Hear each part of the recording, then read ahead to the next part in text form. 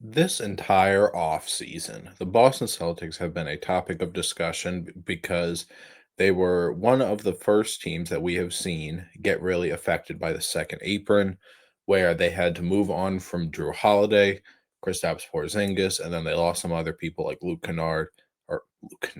Cornett, and Al Horford. But last night was one of the worst games I could remember. And you're like, okay, they lost the Knicks 105-95, a 10-point game. I don't know how it was only a 10-point game. It was gross. Like in the first quarter, we were winning 30-22. Um, at one point, or no, not at one point, in the second quarter, we lost. When I say we, talking about the Celtics, 42-14. We won 3 quarters in this game, but that second quarter was so bad, it didn't even matter. Um, and I don't like talking about my team because I like to be as unbiased as I can, and I like to be unbiased. I don't really like the whole only talking about my team, but yes, this is the second video I've made on them in the first 4 days of the season.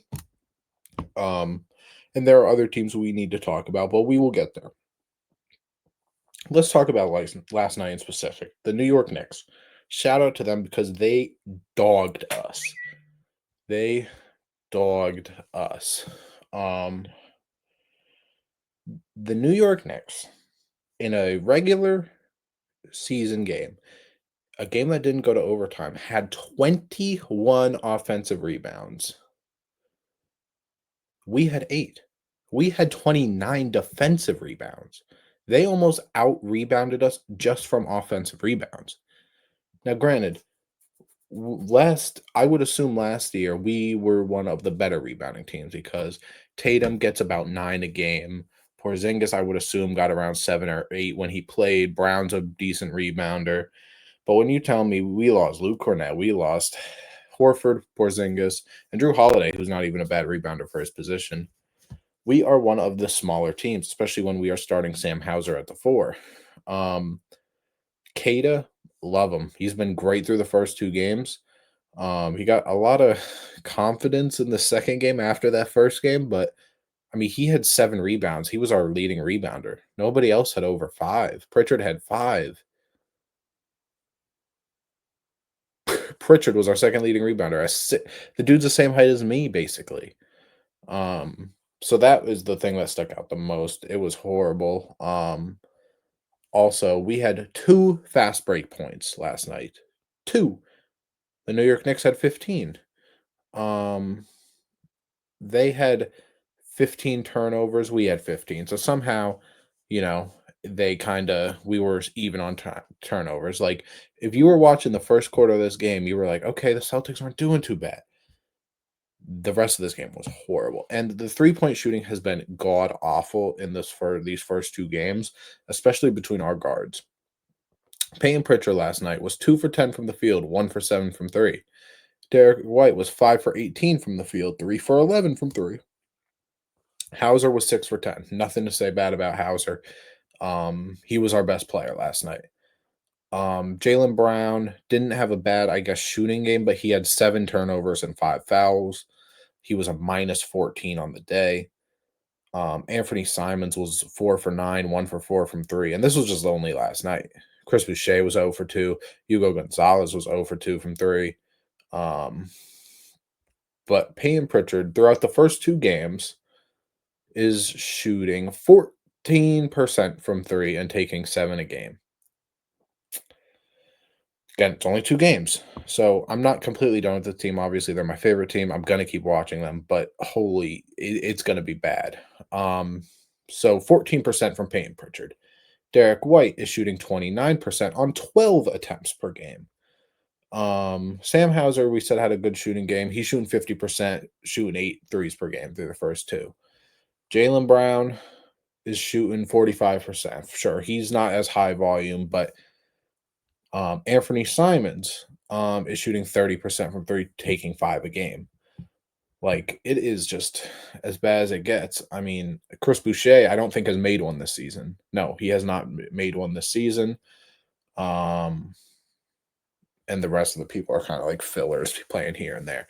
But like I don't know. I don't even have words. It was so bad shooting. Like, we don't have the personnel to be doing that anymore. What won us a championship not even 2 years ago, and I'm thankful for that championship. There are teams that are in much worse positions than we are.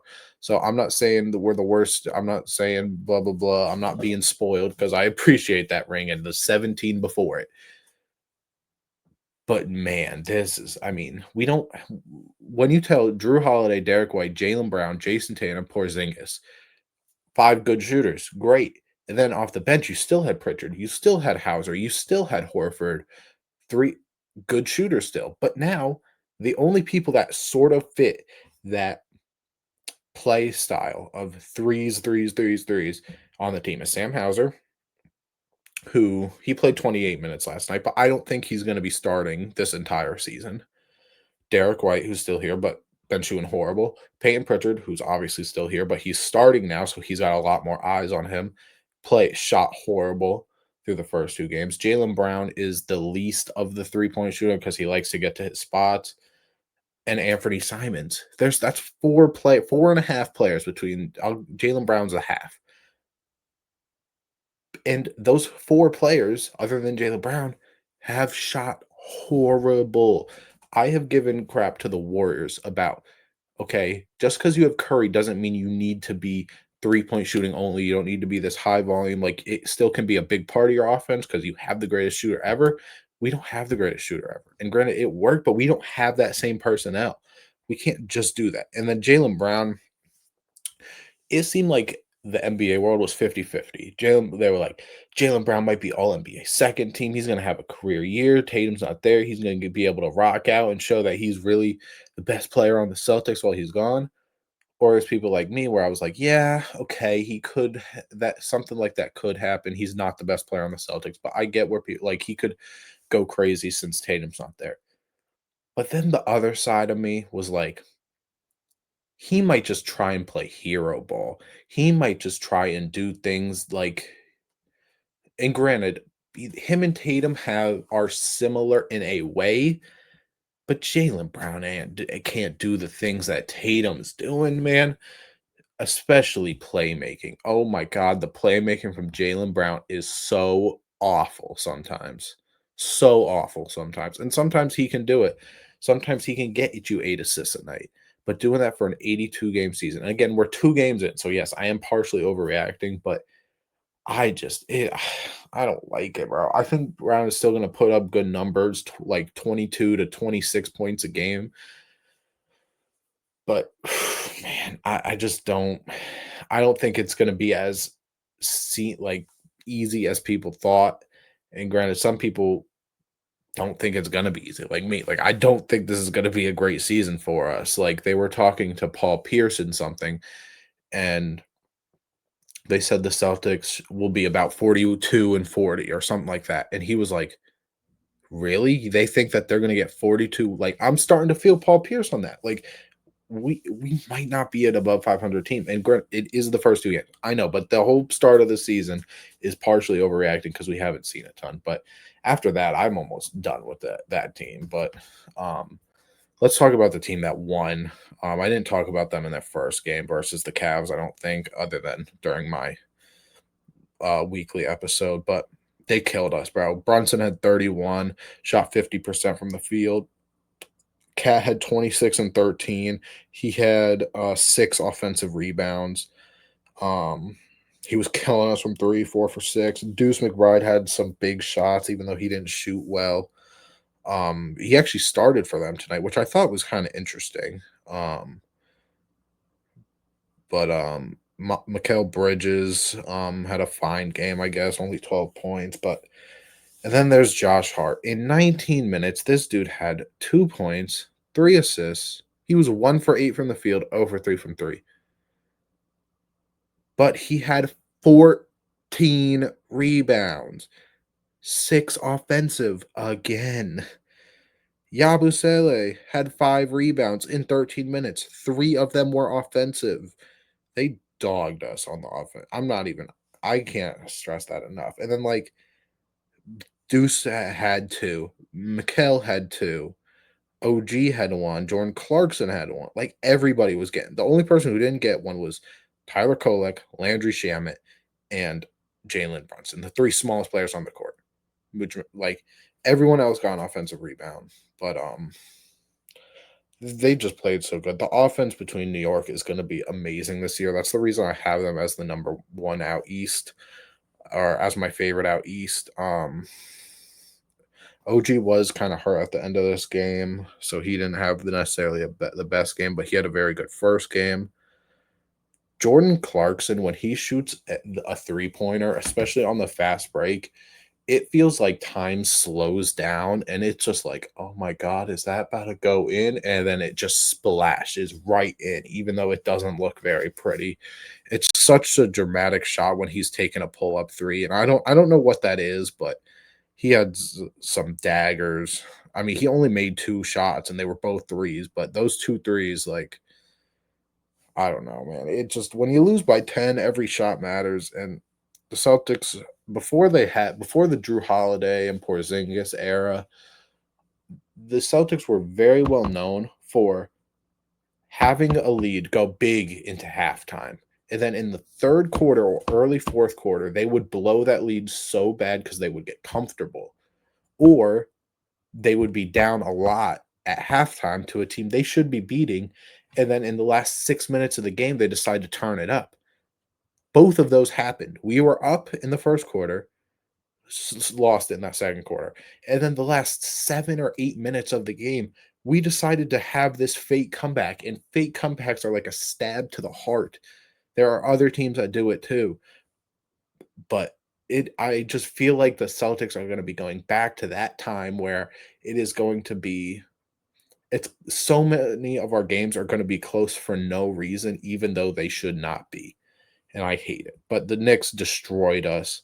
I mean, 22 for 25 from free throw. They shot 10 more free throws, but they made more. Man, they actually shot worse from the field than us overall. They shot a little bit better from three, but 53 rebounds total to 37. If you can't rebound and close a possession, you're going to lose every game, every single game. So I don't know what that means. Like maybe that means we got to lose some of the Xavier Tillman minutes where granted Xavier Tillman has done okay, but he's like 6'6", bro. Maybe we need to be I don't know. Kada, I think, needs to play more minutes than just 22, which is what he did last night. We got too many Hugo Gonzalez minutes as well. It was his debut yesterday, and he was doing somewhat okay defensively, I guess. He was on Brunson for a lot, but man, I don't know. I don't know, bro. But hopefully it gets better. New York crushed it.